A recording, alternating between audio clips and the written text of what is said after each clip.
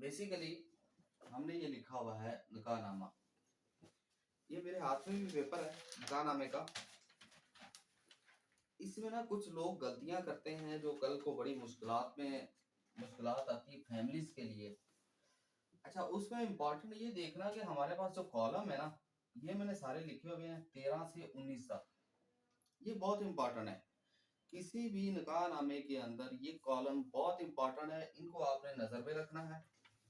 अच्छा, और being a lawyer आपको ये पता होना चाहिए कि इन कॉलम्स की बेस पे आपका कल को जो अगर केस या कोई ऐसा मामला बनता है तो वो क्या होता है। ऑल्दो कि जो जितना के जितने कॉलम है वो सारे के सारे कॉलम फिल करने जरूरी हैं। अच्छा, हमारे यहाँ क्या होता है कि जो निकाहनामा है वो क्या करता है, जैसे ये एक मेरे पास निकाहनामा है किसी का, और ये देखिए कट लगाया हुआ है, क्रॉस लगाया हुआ है, जो कि गलत है। ठीक है, ये क्रॉस नहीं होना चाहिए, ये बात याद रखिएगा क्लियरली। अच्छा, इसमें जो बेसिकली मैं बात करना चाह रहा हूँ वो ये है कि पहला आपका कॉलम नंबर 13 है जो मैं यहाँ लिखा, उसमें लिखा हुआ महर की रकम, जो आपका डावर है उसकी रकम। अच्छा, उसमें आपने दोनों लिखनी होती है, टोटल लिखनी होती है, टोटल। ठीक है, वो चाहे फर्ज करें क्या लें, 2 लाख कर लें। ठीक है, इस टोटल को। अच्छा, इसमें आगे जो 14 नंबर कॉलम है उसमें 2 चीजें पूछता है वो, जो हक में है वो मुअज्जल है या गैर मुअज्जल है, प्रॉम्प्ट है या डेफर्ड है। डेफर्ड और वो उर्दू वाले इंग्लिश वाले में देख लीजिएगा जो भी होगा, मैं लेकिन उसी हिसाब से लिखूंगा। अब देखिए, टोटल अगर आपने 2 लिखी है ना, तो ऑन द स्पॉट आप जितनी देंगे 10-15 हजार जो भी है वो देंगे, उसे आप कहेंगे मुअज्जल। ठीक है, और वो लिखनी होती है ऑन द स्पॉट, लड़की को निकाह के टाइम देनी है। और क्योंकि ये वो एक ग्राउंड भी है, ये याद रखिएगा, जो खुला की एक ग्राउंड है, उस ग्राउंड के अंदर ये भी एक ग्राउंड है कि अगर ये ना मिले तो लड़की खुला भी ले सकती है। बाकी जितनी बनेगी वो गैर मुअज्जल में आएगी। ठीक है, और वो सारी जिसे आप डेफर्ड में कहेंगे डेफर्ड में आएगी। ये याद रखिए, ये कॉलम एक निकाह का कॉलम इंपॉर्टेंट है। अच्छा, उसके बाद आ जाता है आया मेहर का कुछ हिस्सा शादी के मौके पर अदा किया गया, वो वही लिखेंगे आप मुअज्जल। ठीक है, उसके बाद जो कॉलम नंबर 16 है और 17 18, ये तीनों बहुत इंपॉर्टेंट है जो अक्सर छोड़ दिए जाते हैं। और मुझे नहीं, हमारे यहाँ भी अगर जाए ना कहीं तो हमारे यहाँ ये इशू बन जाता होता है। हम कहते हैं कि यार ये चलो, हमने कौन सा इमोशनल ब्लैकमेल कि हमने कौन सा छोड़नी है, ये हमने फलां करना है, ये वो तो सारा कुछ होता है। तो अक्सर ऐसा होता है। अब ये जो 16 आया, पूरे महर के हक महर या इसके किसी हिस्से के एवज में कोई जायदाद दी गई है, अगर दी गई है तो इस जायदाद की सराहत और इसकी कीमत जो फरीकैन के माबैन तय हुई है। यानी ये जो हक महर है, इसके एवज अगर ये हो गया, इसके एवज अगर कोई प्रॉपर्टी दी गई है। अच्छा, इस प्रॉपर्टी को एक बात याद रखिएगा, अगर ये प्रॉपर्टी कॉलम नंबर 16 में लिखी गई है, किसी लड़की के नाम पे दे दी गई है या लिख दी गई है, तो ये याद रखिएगा, ये दोबारा ना तो उसे ट्रांसफर की जरूरत है, ये ऐसे ही समझा जाएगा कि ये ट्रांसफर एबल हो गई होगी है। हाँ, एक बात और याद रखिएगा, यहाँ क्या करते हैं, हमारे यहाँ गांव में अक्सर प्रॉब्लम ये होती है कि वो जी बाप की जायदाद है उसमें से लिख देते हैं, इसलिए बचने के लिए कि जनाबे अली को वो बाप के नाम पे है, वो नहीं होगा, तो ये गलत है। अगर वो बाप के नाम पे होगी लेकिन आपके निकाह में ये प्रॉपर्टी अगर ऐड होगी तो वो लड़की की होगी, उसके लिए अलहदा से रजिस्ट्रेशन भी, रजिस्ट्री इंतकाल की जरूरत नहीं है। अच्छा, ये एक इम्पोर्टेंट, बहुत इम्पोर्टेंट, हाँ इसमें याद रखिएगा, ये प्रॉपर्टी जानी है लेकिन ये एलिज्ड नहीं होगी।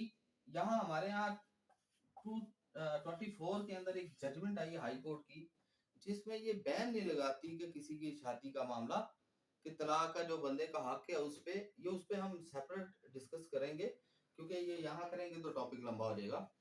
तो फिलहाल हम इसी निकाह के हवाले से। अच्छा, अगर आ जाता है खास शराइत की, अगर ये 17 है, ये याद रखिएगा, इस खास शराइत को ना अक्सर इग्नोर करते हैं लोग। अच्छा, इस खास शराइत के अंदर जो अक्सर इग्नोर होती है वो ये कि हम लोग मैं जो अगर किसी शादी पे जाऊं तो मैं ये ऐड करवाता होता हूँ कि लड़की का जो है वो कह लें खर्चा मंथली जितना भी होना है, 5 लगा ले, 10 लगा ले, जितना भी लगाना है वो यहाँ लिखा जाएगा और लिखा जाना चाहिए। वो देना या ना देना वो बात की बात है। ठीक हो गया। अच्छा, अब आ जाता है जो सबसे इंपॉर्टेंट है, वो है ये वाला। हमारे यहाँ सोसाइटी जो है वो कह लें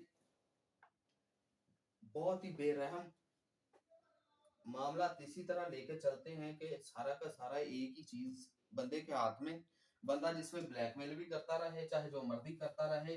ये कॉलम है, ये कॉलम आपके सामने है, लिखा हुआ है आया शौहर ने तलाक का हक बीवी को तफवीज किया है, अगर कर दिया तो कौन सी शराइत के तहत।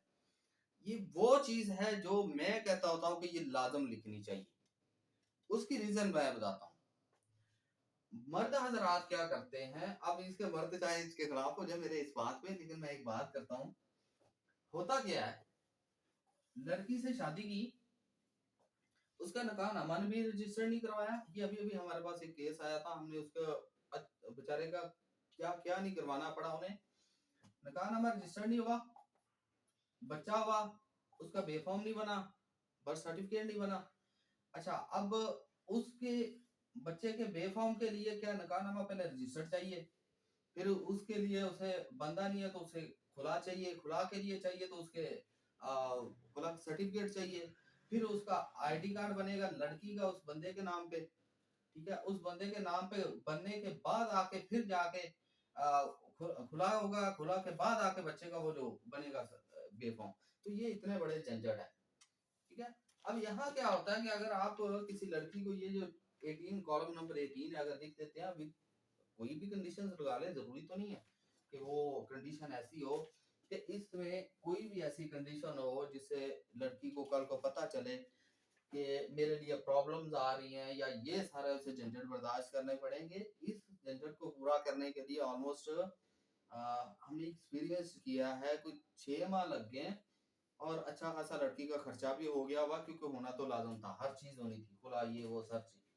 अच्छा, ये वो इम्पोर्टेंट है, आया शोर के तलाक के हक पर किसी किस्म की पाबंदी लगाई गई है।